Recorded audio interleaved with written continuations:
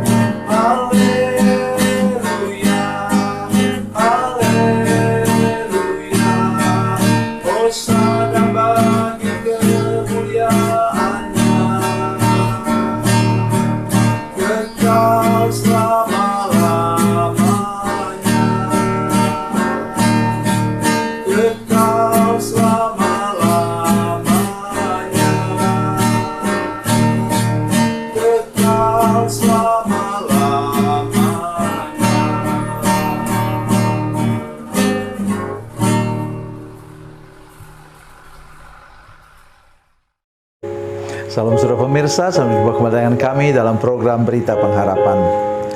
Saudara pemirsa, ada waktunya kita betul-betul tidak mengerti rencana Tuhan atau jalan yang Tuhan rencanakan untuk hidup kita.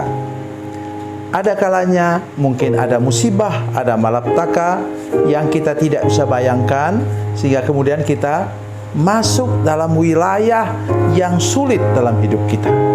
Tetapi ingat, bila engkau anak-anak Tuhan, tidak boleh ada sesuatu yang terjadi kepadamu kalau tidak ada izin dari Bapamu yang di surga.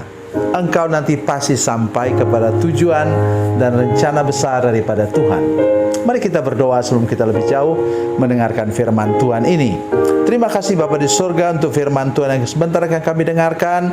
Tolong kami untuk mengertinya, supaya kami tidak ada seorang pun yang kemudian balik kanan dan meninggalkan Tuhan. Karena Tuhan punya rencana besar untuk hidup kami, sesulit apapun jalan yang harus kami lewati. Mungkin melewati jurang, melewati dinding terjal, tetapi kami tahu Tuhan mampu dan berkuasa membawa kami melewatinya. Dalam nama Yesus, haleluya, amin. Saudara pemirsa, mari kita membaca firman Tuhan dari Perjanjian Lama, kitab Keluaran pasalnya yang ketiga. Keluaran pasal 3 ayat 1 dan 2. Keluaran pasal 3 ayat 1 dan 2, demikian bunyi firman Tuhan.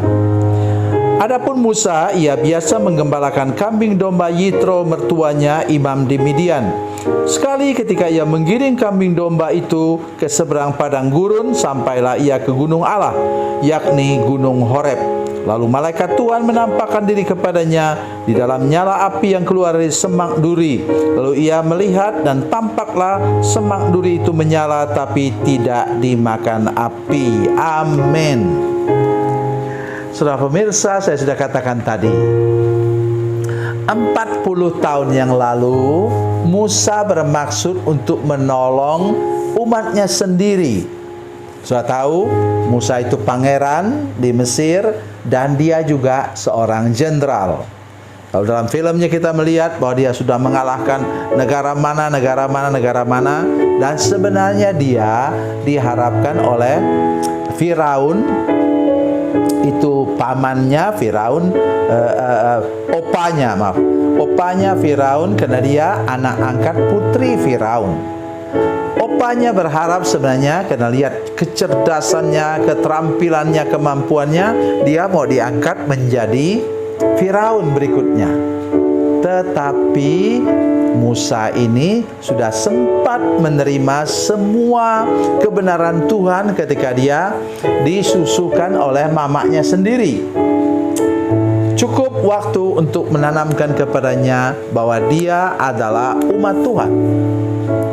Saudara pemirsa, mari kita mulai sadar hari ini. Hukuman untuk Musa terjadi kenapa? Karena dia mau menolong umat Tuhan dengan melanggar firman Tuhan. Saudara bisa katakan, waktu itu kan Taurat belum ada kan? Tetapi Taurat, kata firman Tuhan, nanti baca dalam Roma pasal 1, tertulis dalam hati kita.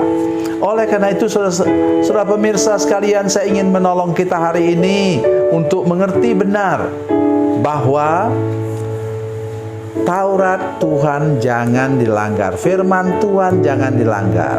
Dia bunuh orang Mesir untuk membela umatnya. Besok lagi dia mau bela umatnya, mau melerai umatnya yang berantem satu dengan lain. Rupanya sudah ketahuan. Dia sudah kuburkan diam-diam, tetapi ingat, mata Tuhan ada di segala tempat, kata firman Tuhan. Oke. Kemudian dia terpaksa lari. Nah, di sini kita melihat dia melarikan diri ke Midian, semakin dekat dengan Gunung Horeb, Gunung Allah, kata firman Tuhan. Jadi sesulit apapun, dengar baik apa saya katakan, perhatikan muka saya ke sini. Jadi sesulit apapun pengalaman hidup kita, bahkan kita mengalami sesuatu yang seperti terbuang, terhina, tetapi saudara ingat Yusuf, dia Tuhan bawa makin lama makin dekat kepada tujuan Tuhan dan rencana Tuhan. Jadi Musa terbuang, tetapi dia kemudian sampai di dekat Gunung Allah. Itulah yang kita dengar tadi. Tiba waktunya sesudah 40 tahun kemudian. Sudah tahu berapa umur Musa waktu itu? Sudah 80 tahun. Kalau saya lihat orang sudah 80 tahun baru mau mulai melayani Tuhan, saya bilang, kasihanlah, sudah terlambat. Tapi bagi Tuhan, dengar baik, Tuhan tidak pernah terlambat untuk hidupmu. Tuhan mau pakai engkau seluar biasa untuk mengerjakan pekerjaan Tuhan, walaupun usiamu sudah tua. Saya sering katakan kepada yang sakit, mau melayani Tuhan, saya bilang, berdoa pada waktu nanti engkau sembuh, engkau dapat melayani Tuhan dengan sempurna. Jadi jangan kita pernah mengabaikan rencana Tuhan. Ayat 1 tadi. Adapun Musa, ia biasa menggembalakan kambing domba Yitro mertuanya imam di Midian. Sekali ketika ia menggiring kambing domba itu ke seberang padang gurun, sampailah ia ke gunung Allah, yakni gunung Horeb. Oh, luar biasa sekali. Jadi mari kita ingat juga satu hal, kita tidak usah baca sekarang, yaitu Rut. Waktu mereka sampai di Israel, di Bethlehem, maka kemudian Rut, karena kebutuhan mereka, dia dan mertuanya, tidak ada yang bisa tolong. Maka Rut katakan kepada mertuanya, Naomi, katakan, Mami, saya mau pergi cari jelai. Ada hukum di Israel yang mengatakan bahwa kalau ada orang miskin memungut jelai, kita wajib menjatuhkan 1-2 tangkai untuk dia ikuti dan dia pungut. Itu hukumnya dari firman Tuhan. Nah, sekarang maka kemudian Rut itu pergi dan dia pergi ke tempat yang tepat. Bagaimana mungkin langkahnya diatur oleh Tuhan? Di situ ada berapa ribu ladang gandum, saudara sekalian. Sampai dia ke ladang siapa? Boas. Mari kita lebih rajin lagi menyanyikan apa? Lagu tiap langkahku diatur oleh Tuhan dan tangan kasih-Nya membimbingku. Para pemirsa sekalian yang katakan, saya tidak usah dibimbing Tuhan, saya kan sudah punya lahan di sini, punya ladang, punya kebun karet, itu anak-anak cucuku di Kalimantan. Tetapi jangan katakan itu. Nah, saudara bisa mengalami seperti Musa, dituntun oleh Tuhan. Memang lama prosesnya sampai dia menjadi rendah hati. Dan kemudian dengan bertemu dengan Tuhan di situ, dia diutus kembali dan dia pergi berangkat ke Mesir. Dan kita tahu ending ceritanya, dialah yang membawa umat Tuhan keluar dari Mesir sampai ke tanah perjanjian Kanaan.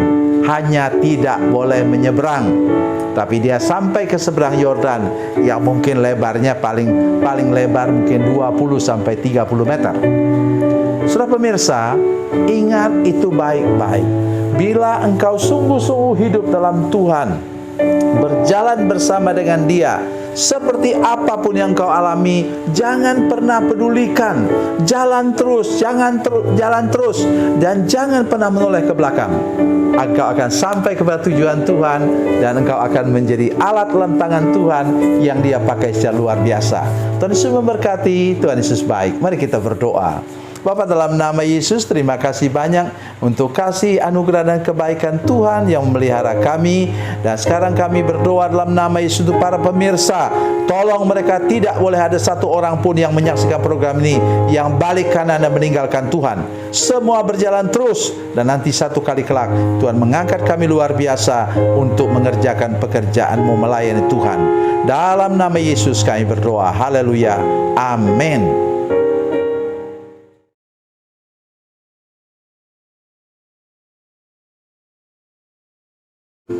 Salam saudara pemirsa, mengakhiri program ini saya mohon kepada saudara-saudara pemirsa sekalian untuk bila saudara menyaksikan program ini melalui channel YouTube, maka tekan subscribe dan bunyikan lonceng. Dan bila saudara menyaksikan program ini melalui channel Facebook, maka tolong saudara-saudara sekalian tekan like dan juga komen. Dan demikian pula bila sudah menyaksikan program Makan Bergizi hari ini yang tertulis, maka tekan yang sama juga, tekan like dan tekan komen. Dan tolong saudara-saudara sekalian untuk membagikan program ini, share program ini di channel saudara-saudara sekalian, supaya lebih banyak lagi orang diberkati melalui program ini. Tuhan Yesus memberkati, Tuhan Yesus baik.